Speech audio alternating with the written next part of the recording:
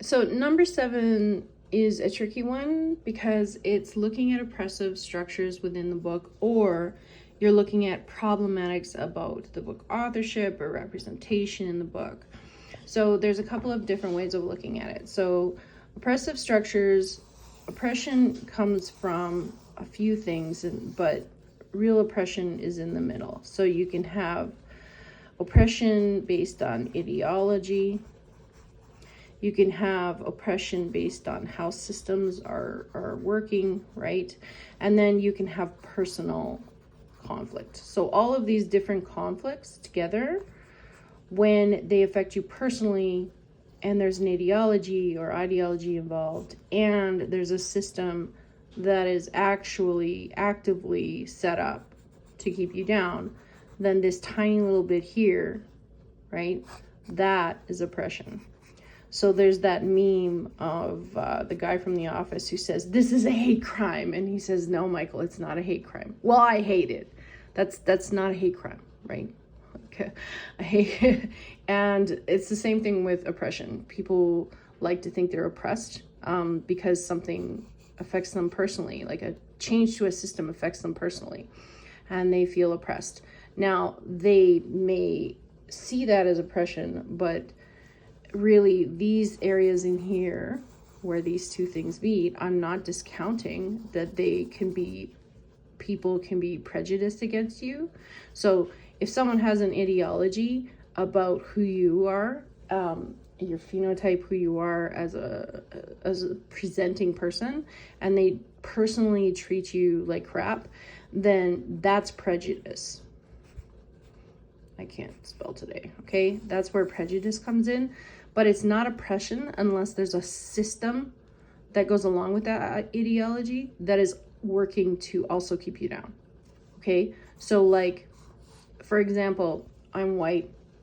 If someone has an ideology that all white people are just, horrible and can't be trusted, and then on a personal level, I try to connect with them outside of work or something, or even at work, and they just can't trust me, I'm going to feel like they're prejudiced towards me, and they are showing a form of prejudice, but I'm not oppressed because I have a whole system that's set up to make me succeed, right?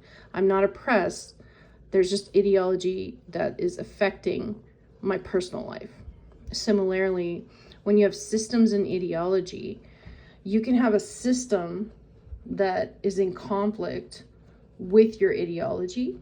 So if you think about a lot of the people that I see out here who are protesting, right, they're saying that they're being oppressed, but their ideology of freedom, right, is in conflict with a system of public health, right? And they see that as oppression.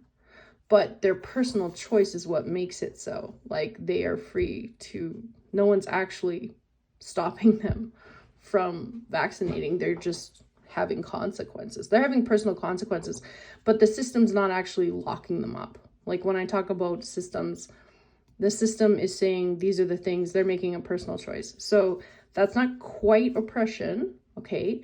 That's conflict. Their ideology is in conflict with a system, right? And so this area, it's not, they're going to feel like it's prejudice, but it's because of personal choice. Similarly, when you have a system that affects you personally, you're going to feel like an oppressed person because it's going to be like against you. And that's where something like being inherited wealth, right? Or the buddy system or things like that. So systems do affect us personally, right? But it's only when the system is based on ideology that affects us personally that it's oppression. So if the system was set up, and it was for white people in the United States, like we talk about that all the time, if the system was based on white people owning black people, which was, chattel slavery, then or if the system was based on not honoring treaties, same thing, Okay, the system was based on this ideology of white makes right. And we've talked about that tabula rasa, manifest destiny, the whole thing. If the system is based on an ideology and the system is affecting you personally because it lives itself out in your life personally, then that is oppression. Women, same exact thing. So when my mom, even though she's got the white makes right going on there to support her in a way that other immigrants didn't have, right? The system itself did not let my mother get a credit card by herself until 1978. So she actually had to have my dad, her ex-husband, co-sign for a credit card. That is oppression. Like, it's not massive oppression, but it is oppression based on the ideology that women can't be trusted with money. And it personally affected her. And it was a banking system that did it. That's oppression, right? So what does this have to do with your book? Your book may or may not have oppressive structures in it. A lot of you guys are reading like a book that doesn't even mention race. Okay? But that leads us to problematics. Like, there's no race mentioned in this book. We got a farting fairy. We got kids. Let's see. Oh, more people.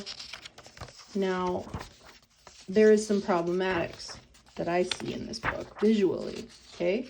So I'm just going to go from the beginning. First of all, there's no authorship, and I'm always suspect of things that have no authorship because I should know, I should be able to tell that there's an actual person who wrote this. Second of all, 1, 2, 3, 4, 5, 6. Oh, those are the same guys. Those are the same kids. Oh, plus one more kid who has dark hair. And the unicorn, the ducks, the pigs, and then the adults, 6, 7. So, and then a couple more kids, 8, 9, 10. And I think that's the same kid. Okay, so 10 out of 10 characters are white. That is problematic. Okay, so even though this is like this little kid book, we need to watch for these kinds of things because that is part of critically looking at our books. All right, so is it knowingly white supremacy? No, of course not. I'm sure it's completely, innocent on the part of the team writing this. They did, but it didn't even occur to them to do what Crayola started doing. So Crayola now has this, and you can buy them at Co-op. I highly recommend to buy them for kids. In response to the whole like flesh tone crayon thing, they created a set called Colors of the World so that they represent people from all around the world, and all kids can color themselves and their families and friends from all over the globe, and it comes with a little cute little coloring book. So they're a major company, and these guys are a major company. So I find that problematic. So on my oppressive structures, although there is a slight there's an ideology around farting. So the ideology is farting is rude.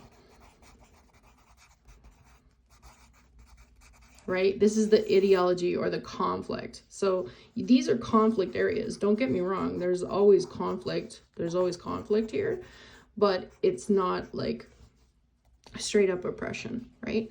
So farting is rude. That's the ideology that's being counteracted by these farting books, and because they're funny and everybody farts, right? So that would be kind of like the ideology within the book, the express ideology of the book. But I would argue that there's a systemic problem with this book. There are no characters of color. There's no BIPOC representation. And representation really matters for small children. Children need to see not just themselves, but other people in these books, even a fantasy book about a fairy unicorn. And that might sound too woke or whatever, but a lot of your novels don't even mention race. So you're left to imagine race, and if you're like anybody else, you just picture people like you. And it's an erasure of who people are to just have a book where you just assume that everybody is white, right? Like, because it makes white the norm, and making white the norm leads to kind of like an attitude where some colors are just the norm and therefore more accepted. It others everything else. So even though this is just a little kid's book, there are problematics. I mean, there are oppressive structures that are working this. And I'm very, very curious about this. And I really, really want to know the authorship. Because the other thing about problematics is it's like, who's writing the book, right? I'm not saying that people can't write about things that they haven't been, but like, the reason Trickster got canceled from CBC is because we had a pretendian who was the main editor, right? Like, I shouldn't, as a white person, go and write a whole book about being Indigenous and then claim to be Indigenous. These are things that can be problematic, all right?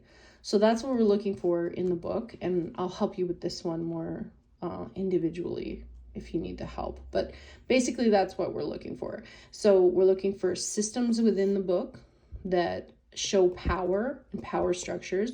We're looking for ideology that reflects that, like ideas in the book that are affecting the characters. And then we're looking for personal things that affect the characters. Like one of the things that can affect characters hugely is their mental health. So if your character is dealing with a lot of those issues, then that can end up being here. And then they can be really oppressed if the ideology of everyone around them in their society says that you're just crazy and just pull your socks up and you don't need medication. And then if they're in a system where they actually can't access help, then that becomes oppression, right? So don't be super quick to label your characters as oppressed, right? But also, like, be aware that these are conflicts and prejudices and issues. So have a very critical look at your book.